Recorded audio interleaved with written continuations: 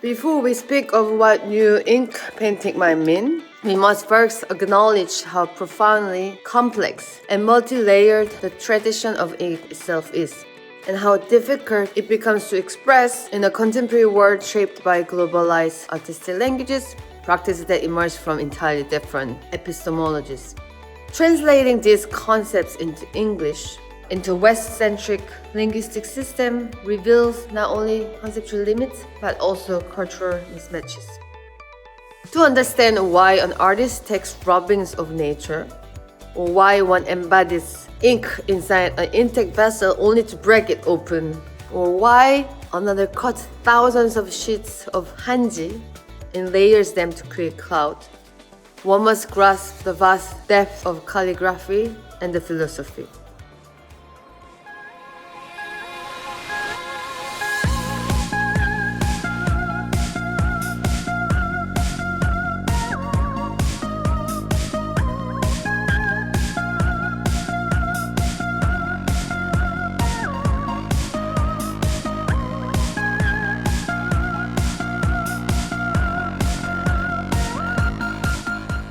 To understand installations where sound seeps into the world,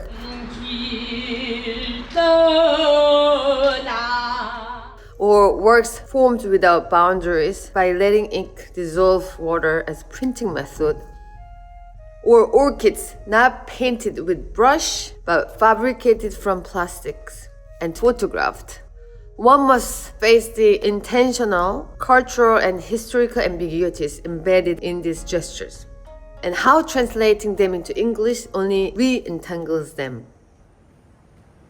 When an LCD screen becomes a new paper, bringing traditional ink painting into life, when the word for landscape painting in East Asia, sansu, mountain and water, is remembered, and when the soot black ink made from burning ancient pine tree is diluted into geometric symbols like Solpark, the resulting hybridity and incompleteness acquires a new meaning.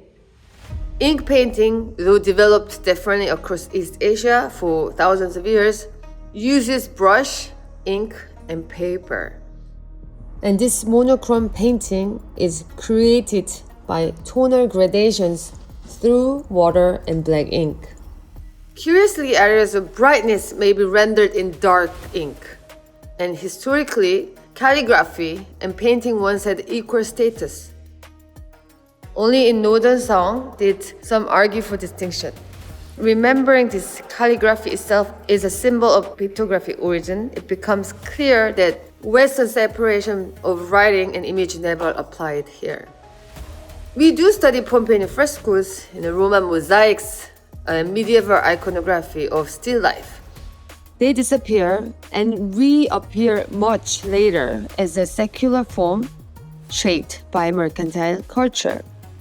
In Asia, orchids work as abstract symbol, and plum, orchid, chrysanthemum, and bamboo, the four gentlemen, were foundational cultural metaphors.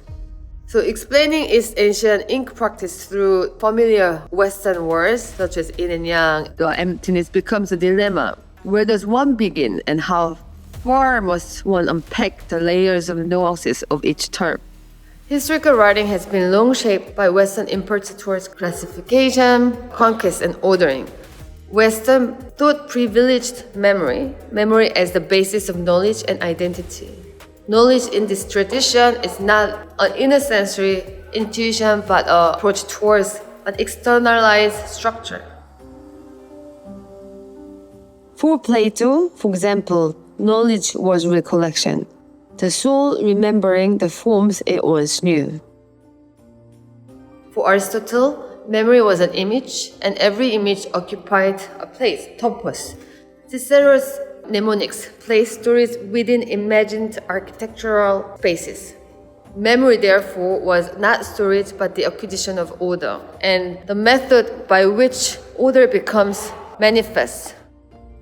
Even worse, etymologically, mnemosen, goddess of memory, is mother of clear or muse of history. Memory was thus very foundation of Western truth. In contrast, East Asian philosophy emphasized forgetting, Confucius, born a generation before Plato, asked his beloved disciple Yan Hui about sinning and forgetfulness. Yan replied, I discard my limbs, expel all the perception, and become one with the great thoroughfare.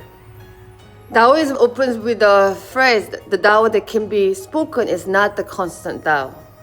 Buddhism's central concept of sunyata, emptiness, teaches no being possesses inherent essence. All exists through interdependent conditions.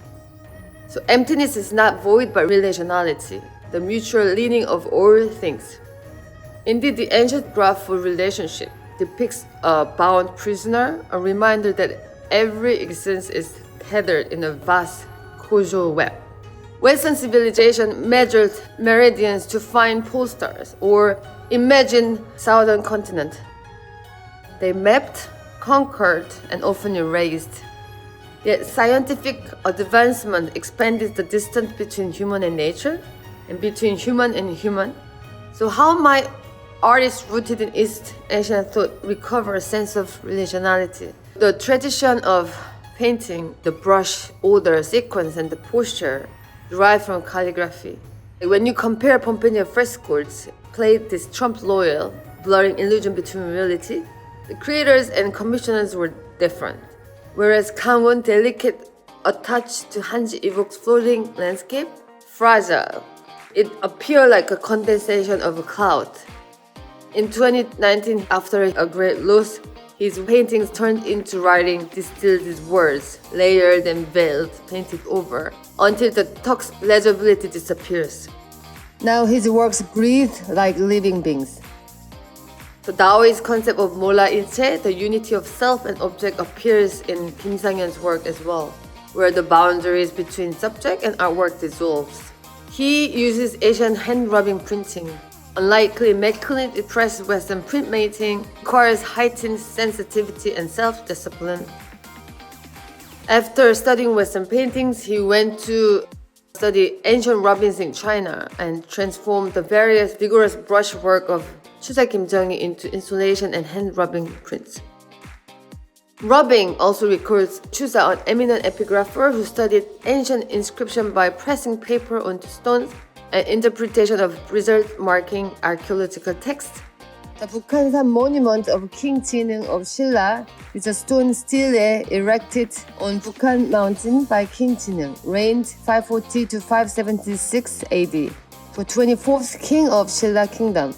The rubbing copy includes the name Chusa, which the epigrapher Chusa added. Han Young-sub devoted his life of extending this method, mixing reeds and wood fragments into Hanji compositions that resembled a Baltic Sea, rippling lakes, or shimmering lights. These artists share the labor-intensive devotion to time and material. Han Young-sub captures fleeting light on water by turning the void into being. Kim Sang-hyun, using ancient methods, visualized the tension between scientific rationality and psychological chaos. Gu Sung-hyun, attuned to the imagery surrounding art, reveals a desire encoded in hyper-real visual culture. Formerly, she casted luxurious objects into sugar for vanitas or still life. I also love her previous works where popcorns become cherry blossom or candies become peonies. Now she constructs orchids, symbol of literary virtue out of plastic debris, material that outlasts human life. She originally studied Indian philosophy, and this ties into the practice of cycle of rebirth and discarded matter, where plastic containers reincarnate into silent floral beings. Sumuk's monochrome spectrum remains central to Seoul Park. She used to do experimental transformation while grounding his practice in ink. She dyes paper, drapes over wooden frames, uses different plates as sculpture anchors, and increasingly constructed geometric abstraction. Pools, mountains whose blurred edges absorb walls and floors into their composition as negative space. Lee Nam reverses the logic. Paper's empty space becomes luminous screen. The flatness of the digital becomes hybrid world of moving images.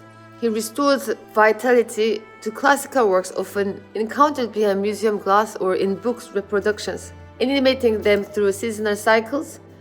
Just as ancient viewers imagined music by gazing at painted instruments, or envisioned products through the pictorial pitches and utopian gardens, Lee Nam translates in that poetic sensibility for the present.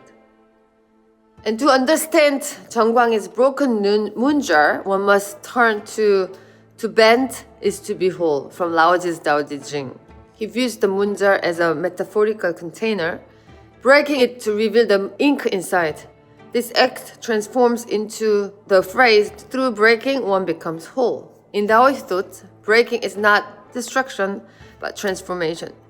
Wholeness emerging through ruptures.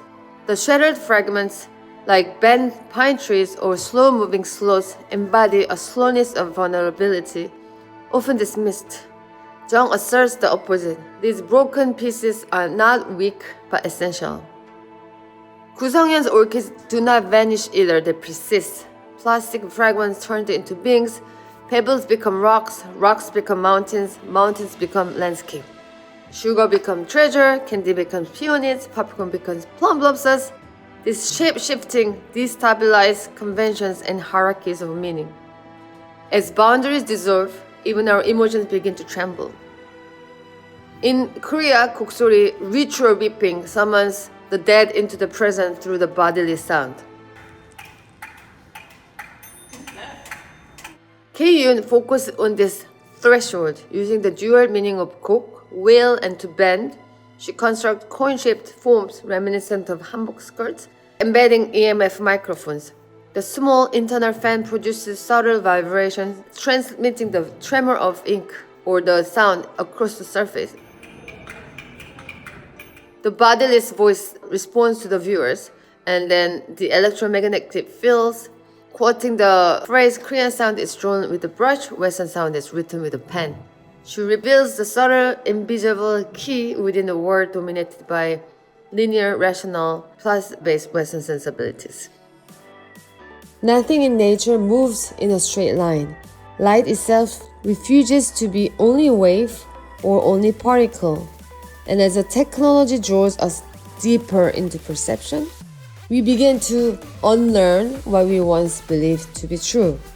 These glimpses into the work of New York New Ink artists are only fragments of what can be understood. Perhaps Plato, echoing Eastern thought, was right. We are forever trying to remember the essence we once knew, when we were nothing more than elements.